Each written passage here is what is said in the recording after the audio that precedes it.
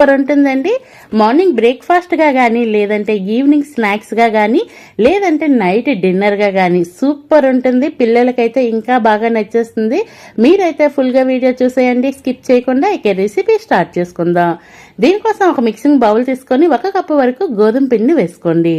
అలాగే ఈ గోధుమ పిండిలో గోధుమ పిండికి తగ్గట్టు రుచికి తగ్గ ఉప్పును వేసుకోండి.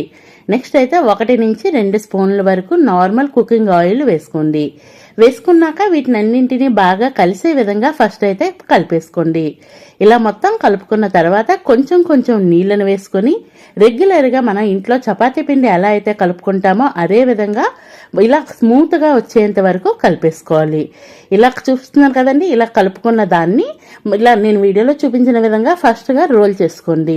రోల్ చేసేసుకొని చిన్న చిన్న పీసెస్లో అయితే ఈవెన్గా వచ్చే విధంగా కట్ చేసుకోండి. మీరు ఎన్ని చేసుకోవాలి అనుకుంటున్నారో అన్నింటినీ కట్ చేసుకోండి. నేను ఈ వీడియోలో చూపిస్తున్నాను చూడండి, ఈ విధంగా కట్ చేసుకుంటే కరెక్ట్గా వస్తాయి. లేదు అనుకుంటే మామూలుగా కూడా అప్పటికప్పుడు రౌండ్స్ అయితే చేసుకోవచ్చు. ఇలా చేసుకున్న తర్వాత ఇలా రౌండ్స్గా చేసుకొని మొత్తం అన్నీ చేసుకున్నాక మీకు మళ్ళీ వీడియోలో చూపిస్తానండి. ఈ విధంగా రెడీ చేసుకోవాలి. చూపిస్తున్నాను చూడండి, ఈ విధంగా రెడీ చేసుకొని దీన్నైతే నేను వీడియోలో చూపించిన విధంగా చపాతీ అయితే రోల్ చేసుకోండి. మరీ పల్చగా కాకుండా మరీ మందంగా కాకుండా పొడిపిండి జల్లుకుంటూ రోల్ చేసుకోవాలి.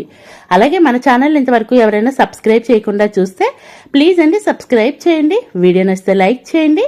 ఖచ్చితంగా మీ ఫ్రెండ్స్ అండ్ ఫ్యామిలీ మెంబర్స్కి షేర్ చేయండి. చాలా బాగా యూజ్ అవుతుంది, అలాగే చాలా బాగా నచ్చుతుంది కూడా. నేను చూపిస్తున్నాను చూడండి, ఈ విధంగా రోల్ చేసుకోవాలి. ఈ మాత్రం మందంలో ఉండే విధంగా అన్నింటినీ ఇదే విధంగా రోల్ చేసుకున్నాక మీకు మళ్ళీ చూపిస్తున్నాను. ఈ విధంగా రోల్ చేసుకోవాలండి. ఇలా రోల్ చేసుకున్న తర్వాత స్టవ్ వెలిగించి ఒక పాన్ పెట్టేసుకోండి.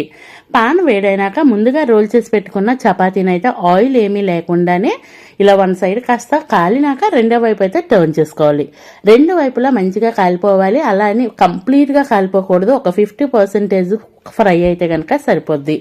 అది హై ఫ్లేమ్లో కాకుండా మీడియం ఫ్లేమ్లో అటు ఇటు తిప్పుతూ మంచిగా అన్ని వైపులా 2 వైపులా బాగా కాలే విధంగా ఈ విధంగా కాల్చేసుకోవాలి. అన్నింటినీ ఇదే విధంగా కూడా చేసుకోవాలండి. మీకోసం అయితే ఇంకొకటి కూడా చేసి చూపిస్తున్నాను చూడండి. దీనిని కూడా ఇదే విధంగా కాల్చేసుకోవాలి. నెక్స్ట్ అయితే స్టవ్ వెలిగించి ఒక పాన్ పెట్టేసుకోండి. పాన్ వేడైనాక ఒక 2 స్పూన్ల వరకు నూనెని వేసుకోండి. నూనె వేడైనాక సన్నగా పొడుగ్గా కట్ చేసుకున్న ఉల్లిపాయ ముక్కలు, క్యాప్సికం ముక్కలు, క్యాబేజీ ముక్కలు, అలాగే క్యారెట్ ముక్కలు కూడా సన్నగా పొడుగ్గా కట్ చేసుకోండి. కట్ చేసుకొని వేసుకునే ఆయిల్లో బాగా ఇలా కాస్త టోస్ట్ చేసుకోండి. ఈ వెజిటేబుల్స్ అనేవి నచ్చినన్ని వేసుకోవచ్చు అండి. అలాగే రుచికి తగ్గ ఉప్పును వేసేసి కాసేపు ఫ్రై చేసుకుంటే వేగంగా మెత్తబడతాయి. ఓవర్గా కుక్ అయిపోవాల్సిన అవసరం లేదు. చెప్పాలి అంటే ఒక సగం కుక్ అయితే కరెక్ట్గా సరిపోతుందండి.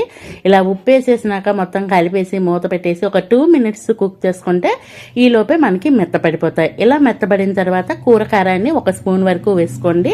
ఇలా వేసుకొని కూర కారాన్ని కూడా పచ్చివాసన పోయేంత వరకు ఈ వెజిటేబుల్స్లో బాగా కలుపుకుంటూ ఫ్రై చేసుకోండి. ఇలా చూస్తున్నారు కదండి, ఇలా ఫ్రై అయితే సరిపోతుందండి. మరీ కంప్లీట్గా అయితే ఫ్రై చేసుకోవద్దు. కాస్త తినేటప్పుడు క్రంచీగా తగిలితేనే వెజ్జీస్ అనేది బాగుంటుంది. నెక్స్ట్ అయితే ఒక 2 స్పూన్ల వరకు టమాటో కిచప్ను వేసుకోండి. ఈ టమాటో కిచప్ను కూడా వెజ్జీస్లో బాగా కలిసే విధంగా కలిపేసుకోండి. టమాటో కిచప్ వేసినాక వెజ్జీస్కి ఒక మంచి అరోమా, మంచి టేస్ట్ అనేది వస్తుందండి. టమాటో కిచప్ ఒకవేళ ఇష్టం లేకపోతే స్కిప్ చేసేయండి. ఇష్టం ఉంటే మాత్రం వేసుకోండి, చాలా రుచిగా ఉంటుంది. ఇలా మొత్తం కలిపేసి స్టవ్ ఆఫ్ చేసి పక్కన పెట్టేయండి. నెక్స్ట్ అయితే కనుక ఒక మిక్సింగ్ బౌల్ తీసుకొని నేను ఇక్కడ 3 eggs తీసుకుంటున్నాను. ఈ 3 eggsని కూడా పగలగొట్టేసి తీసుకోండి. మీకు నచ్చిన ఎగ్స్తో తీసుకోవచ్చండి. మేము 3 మెంబర్స్కి 3 eggs సరిపోతుందని చెప్పి నేను 3 eggsతో అయితే ఇక్కడ చేసుకుంటున్నాను. అలాగే ఇందులో కారానికి బదులుగా బ్లాక్ పెప్పర్ పౌడర్ అండి, మిరియాల పొడి వేసుకుంటున్నాను. అలాగే రుచికి తగ్గ ఉప్పు వేసుకుంటున్నాను. వేసుకొని ఇవన్నింటినీ బాగా కలిసే విధంగా విస్కర్తో కానీ, ఫోర్క్తో కానీ, స్పూన్తో కానీ బాగా కలిపేసుకోండి. ఇలా కలిపేసి ఒక సైడ్ పెట్టేయండి. నెక్స్ట్ అయితే మళ్ళీ స్టవ్ వెలిగించి ఒక పాన్ పెట్టేసుకోండి. పాన్ పెట్టుకొని ఒక 1/2 స్పూన్ వరకు ఆయిల్ వేసుకోండి. ఆయిల్ వేసుకున్నాక ముందుగా కలిపి పెట్టుకున్న ఎగ్ బ్యాటర్ని 1 గరిటెన్నర వరకు వేసుకోండి. వేసుకొని దీనిని కళాయి మొత్తం స్ప్రెడ్ చేసుకోండి.